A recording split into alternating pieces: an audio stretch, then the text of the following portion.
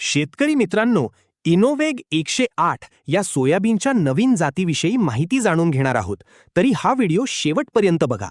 इनोवेग 108 ही सोयाबीनची एक नवीन आणि लोकप्रिय होत असलेली खाजगी वाण आहे. कमी कालावधीत चांगले उत्पादन देण्याची क्षमता असल्यामुळे अनेक शेतकरी या वाणाकडे वळत आहेत. या वाणाबद्दलची सविस्तर माहिती आहे. 1. पिकाचा कालावधी. हे वाण लवकर येणाऱ्या वाणांपैकी एक आहे. पेरणीपासून साधारणपणे 90 ते 95 दिवसांत हे पीक काढणीस तयार होते. ज्या शेतकऱ्यांना सोयाबीन नंतर हरभरा किंवा रब्बीची इतर पिके लवकर घ्यायची आहेत, त्यांच्यासाठी हा उत्तम पर्याय आहे. 2. झाडाची वैशिष्ट्ये. झाडाची उंची. या झाडाची उंची मध्यम, साधारण 2 ते 2.5 फूट असते. फुलांचा रंग. याला प्रामुख्याने पांढऱ्या रंगाची फुले येतात. फांद्यांची संख्या. या वाणाला फुटवा चांगला असतो, ज्यामुळे शेंगांची संख्या वाढते. 3. शेंगा आणि दाण्यांचे स्वरूप. शेंगा. या वाणाला जमिनीपासून काही अंतरावर शेंगा लागण्यास सुरुवात होते, ज्यामुळे काढणी करताना सोपे जाते. शेंगा प्रामुख्याने 3 दाण्यांच्या असतात. दाणा. दाणा टपोरा, गोलाकार आणि पिवळ्या रंगाचा असतो.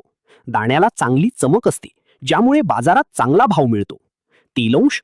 या वाणामध्ये तेलाचे प्रमाण चांगले, साधारण 18 ते 20% आढळते. 4. उत्पादन क्षमता.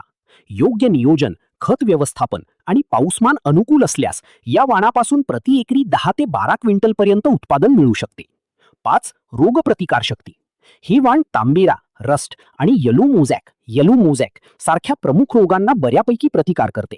खोडकिडा आणि चक्री भुंगा यांसारख्या किडींचा प्रादुर्भाव देखील इतर वाणांच्या तुलनेत कमी जाणवतो.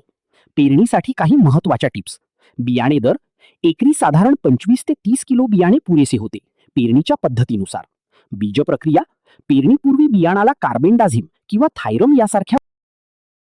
इनोवेग 108 हे वाण कमी दिवसांत येत असल्यामुळे परतीच्या पावसाचा फटका बसण्यापूर्वीच त्याची काढणी होऊ शकते.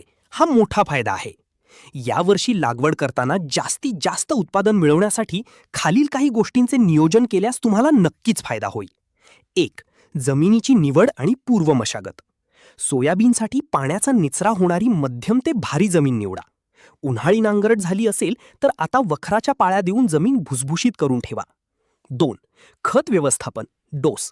पेरणीच्या वेळी संतुलित खतांचा वापर करणे गरजेचे आहे.